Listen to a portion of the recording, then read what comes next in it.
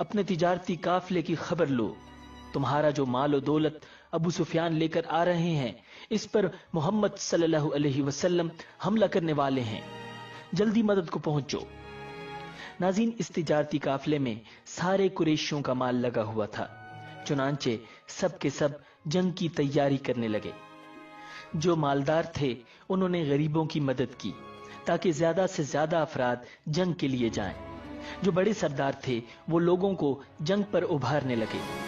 ایک سردار سہیل بن عمر نے اپنی تقریر میں کہا، اے قریشیو، کیا یہ بات تم برداشت کر لو گے کہ محمد اور ان کے بے دین ساتھی تمہارے مال اور دولت پر قبضہ کر لیں؟ لہٰذا جنگ کے لیے نکلو، جس کے پاس مال کم ہو اس کے لیے میرا مال حاضر ہے۔ اس طرح سب سردار تیار ہوئے، لیکن ابو لہب نے کوئی تیاری نہ کی۔ وہ نہایت ہی خوفزدہ ہو چکا تھا۔ وہ خود نہیں گیا، اس نے اپنی جگہ عاص بن ہشام کو 4000 درہم دے کر جنگ کے لیے تیار کیا، یعنی وہ اس کی طرف سے چلا جائے۔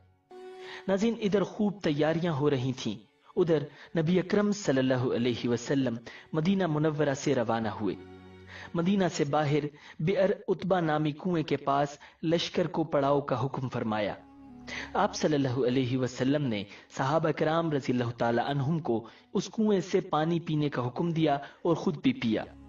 یہیں آپ صلی اللہ علیہ وسلم نے حکم فرمایا، مسلمانوں کو گن لیا جائے۔ چنانچہ سب کو گنا گیا۔ آپ صلی اللہ علیہ وسلم نے سب کا معائنہ بھی فرمایا۔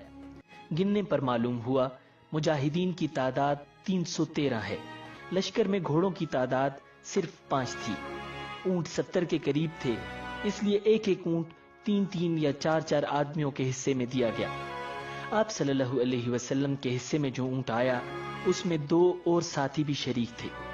آپ صلی اللہ علیہ وسلم بھی اس اونٹ پر اپنی باری کے حساب سے سوار ہوتے اور ساتھیوں کی باری پر انہیں سوار ہونے کا حکم فرماتے، اگرچہ وہ اپنی باری بھی آپ صلی اللہ علیہ وسلم کو دینے کی خواہی ظاہر کرتے۔